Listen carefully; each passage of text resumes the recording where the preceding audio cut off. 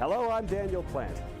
Prime Minister Justin Trudeau is in Toronto today. Trudeau met with Brampton Mayor Linda Jeffrey and Mississauga Mayor Bonnie Crombie. This morning, a skedline team was following Trudeau and have compiled this report.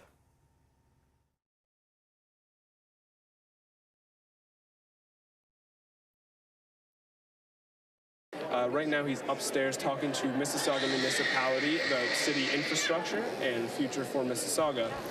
We'll be following Prime Minister Trudeau across the city for the rest of the day. At 1:30 when he goes to Toronto, we'll be following him there. And we hope to give you the live coverage as much as possible. I'm Sam Lane with Skedline News. Trudeau and his Foreign Affairs Minister Chrystia Freeland met this afternoon with officials from the Automotive Manufacturing Association. Check our website skedline.com for the report on this afternoon's meeting. There are two new additions to the federal NDP leadership race. Entering today was Quebec MP Guy Caron, who was an economist before being elected. He promises to introduce basic income to address income inequality. And yesterday, MP Charlie Angus threw his hat in the ring. His intention is to mix things up in Ottawa. Before the two new additions, the only candidate was Peter Julian, who says the Liberals and Conservatives work for the so-called 1%. More candidates are expected, and the leader will be chosen at the end of October.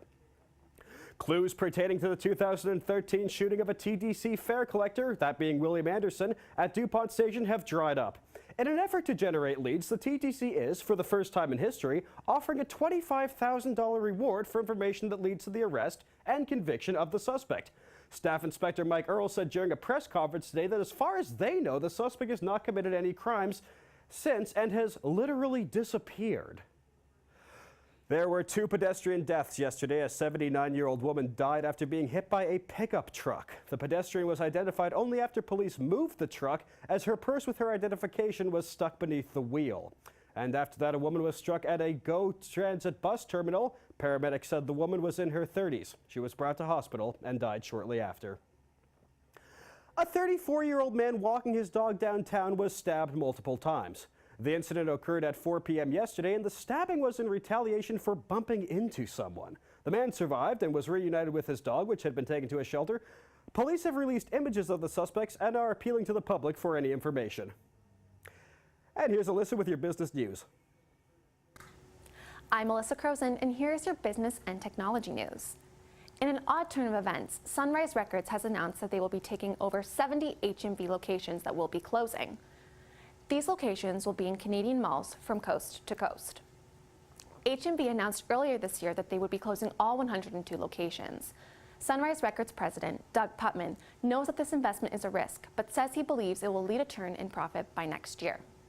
Putman says with the renewed popularity of vinyl that there is a huge opportunity. Sunrise will also sell CDs, merchandise, apparel, and board games. The Sunrise stores are set to open in April with a potential for a reopen of a downtown Toronto location. What's old is new again and cheap. Nokia has just announced that they are relaunching its classic Nokia 3310 this year. This phone first launched in 2000, and the reimagined 2017 version has some similar features to its old companion. The phone comes with the classic Snake game and comes in 4 colors. It will also have a standby battery life of 1 month. Some new features added are a micro SD slot and a color screen. The phone also has a 2-megapixel camera. Nokia chief executive says that millions of people have affection for the brand. The phone is expected to cost about $52 and will be available sometime within the second quarter of the year. In more cell phone news, another tradition is making its way back to the market. BlackBerry announced it will launch their final smartphone with a physical keyboard. The spring release of BlackBerry Key 1 will be the first product offered under the new partnership with TCL Communication Technology Holding Limited. The phone will be sold in Canada and several other countries. The Key 1 features a 4.5-inch touchscreen, fingerprint sensor, and front and rear cameras. It also claims to be able to recharge to 50% in 36 minutes. What this means is TCT will make the phones and use BlackBerry's name. Want to play even more of your favorite Nintendo games? Well, soon you'll be able to get your hands on the latest device for all of your gaming needs. Its newest console, the Nintendo Switch, comes out this Friday, and here is what you need to know. The gaming system retails for about $400 Canadian. One of the main reasons for buying the console? The games. Popular characters are back in games like The Legend of Zelda, Super Mario Odyssey, and Mario Kart 8 Deluxe. This is the first time you can take your console system on the go. That's all of your business and technology news from Monday, February 27th. I'm Alyssa Croson. Thanks, Alyssa. Now here's Joe Smith Englehart with your sports news. I'm Joe Smith Englehart, and here's what's going on in the sports world today. For the 10th year in a row, our women's volleyball team has won the OCAA championship.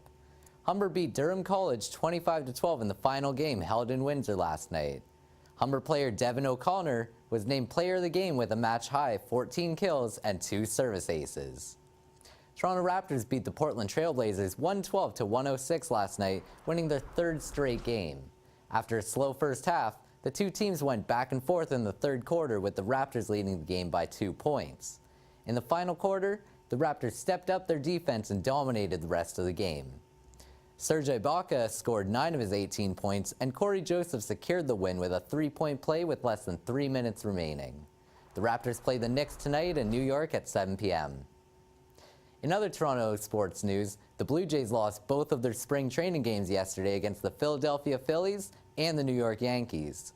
The Jays have been off to a rough start after losing 7-4 on Saturday's opening game for the Grapefruit League against the Atlanta Braves. The Blue Jays continue their spring training today against Pittsburgh Pirates in Toronto. The home opener is set for Thursday, April 11th, when Toronto will play Milwaukee. Canadian tennis player Milos Raonic withdrew from the Delray Beach Open final on Sunday after injuring his hamstring the day before the event. Raonic tried to sleep off the injury, but ultimately announced he would be unable to play, giving the title to his opponent, Jack Sock. This is Sock's 2nd title this year after a huge win last month in New Zealand. Sock was quoted saying the walkover was not ideal for either side, but a title is a title. In hockey news, Tampa Bay star goaltender Ben Bishop has been traded to the LA Kings. Phoenix Coyotes forward Martin Hanzal was also traded to Minnesota Wild. More trades are expected before the NHL's trade deadline on Wednesday. Ontario won the Canadian Women's Curling Championship yesterday, defeating Manitoba 8-6. Team leader Rachel Homan became the youngest skip, male or female, to win 3 Canadian championships at 27 years old. Ontario's curling team will represent Canada at the Women's World Championship in Beijing, March 18th to 26th. 2 rugby players have been charged and released following a drug bust in Paris, France on Friday. Reuters reports New Zealand's Ali Williams has admitted to buying 3 vials of cocaine. Australian player James O'Connor will pay a fine for cocaine possession. Reuters reports a source who says both players were drunk when they were arrested. And that's your sports news for today. Thanks for watching. Thanks, Joe. Here's Charnel Anderson with your entertainment news. The 89th Academy Awards ended with an historic gaffe last night when it was announced that La La Land won the Oscar for the Best Picture, except that it didn't. Midway through the acceptance speeches, it was revealed that there was a mistake, and the winner of the Best Picture award was in fact Moonlight. PricewaterhouseCoopers, the firm responsible for counting the ballots, has apologized for the mix-up and is promising an investigation into the error. La La Land may not have won Best Picture, but the movie took home half a dozen Oscars anyway. A couple Canadians also received awards for their hard work. Montreal's Sylvain Bellemare won the award for Best Sound Editing for his work on Arrival. Alan Barillero from Chippewa, Ontario, accepted the award for Best Animated Short for Piper. The White Helmets, a documentary about the heroic efforts of volunteers saving civilians in war-torn Syria, won for Best Short Documentary, but its cinematographer, Khaled Hatib, wasn't there because U.S. officials won't let him in the country. Associated Press reports officials with the Department of Homeland Security say they've discovered derogatory information about Hatib. Another winner was not present because of the U.S. travel ban. Iranian director Asghar Farhadi refused to attend the ceremony. In a statement, he apologized for his absence, but said the travel ban disrespects the 7 countries, including his own. His movie, The Salesman, won Best Foreign Language Film Award, which was accepted by Iranian astronaut Anousheh Ansari. Farhadi was one of many people who took the opportunity to make a political statement last night. You may have seen celebrities like Karlie Kloss donning blue ribbons at the ceremony, which were worn as a show of support for the American Civil Liberties Union's Stand with ACLU initiative. Jimmy Kimmel was outspoken in his role as MC for the evening, taking jabs at President Donald Trump. As you know, I don't have to tell anybody, the country is divided right now. I've been getting a lot of advice. People have been telling me it's time to bring everyone together. You need to say something to unite us. And let's just get something straight off the top. I can't do that. There's only one Braveheart in this room, and he's not going to unite us either. Okay? Everyone. We're going to have fun tonight. I hope we're going to have fun tonight. Nice dress, by the way. Is that an Ivanka? Fred, some of you will get to come up here on this stage tonight and give a speech that the President of the United States will tweet about in all caps during his 5 a.m. bowel movement tomorrow. While perhaps the most epic mix-up, the Best Picture gaffe wasn't the only one to happen last night. A photo of producer Jan Chapman was included in the Oscars in memoriam montage, which pays tribute to those in the industry that have died in the last year. Chapman is still very much alive and said she is devastated that her photo was used in the place of Janet Patterson, a costume designer. Patterson was a 4-time Oscar nominee and colleague of Chapman's who passed away last October. Jennifer Aniston, who introduced the montage, paid an emotional tribute to Bill Paxton, who died Saturday due to complications from surgery. Those left out of the tribute include Everybody Loves Raymond actress Doris Roberts and transgender actress Alexis Arquette. That's it for your 2017 Oscar wrap-up. I'm Charnel Anderson for skedline.com. Thanks, Charnel. There was a protest by Trump supporters yesterday in downtown LA. They were there to decry what they perceive as Hollywood elites telling them what to do. The protesters carried such signs as "Celebrities don't speak for us" and "Hollywood, don't divide us." They were met with both cheers and jeers. Earlier, Trump had tweeted his dissatisfaction with people protesting him and encouraged his own supporters to hold their own rallies. A German hostage has been beheaded by an Islamic militant group in the Philippines. Jurgen Kantner had been held for 3 months by the militants, who demanded a $600,000 ransom.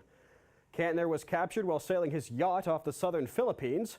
German Chancellor Angela Merkel condemned the killings, and the Philippine secretary told CNN that his government exhausted all efforts to save his life. This was the second time Kantner was abducted. The first time was in 2008 when he was captured by Somali pirates. South Korea's spy agency has reported Kim Jong-nam's assassination was orchestrated by 2 North Korean ministries. According to the report, the Foreign Ministry and the Ministry of National Security were both instrumental in the assassination. Jong-nam died shortly after being sworn by 2 women who were said to have attacked him with VX nerve agents, which is considered a weapon of mass destruction. 3 suspects are in custody and authorities are looking for more. The North Korean government denied it was involved and blamed South Korea for spreading false reports. And here's your weather forecast.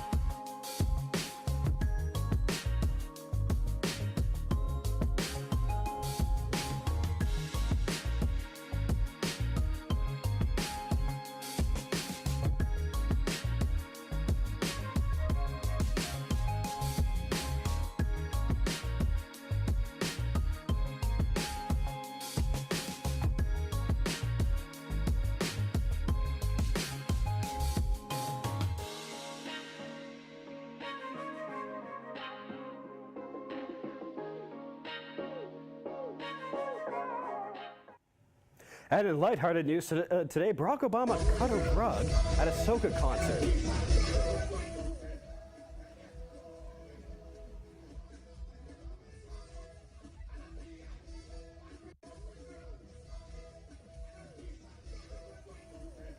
That's all our news for today. I'm Daniel Plant.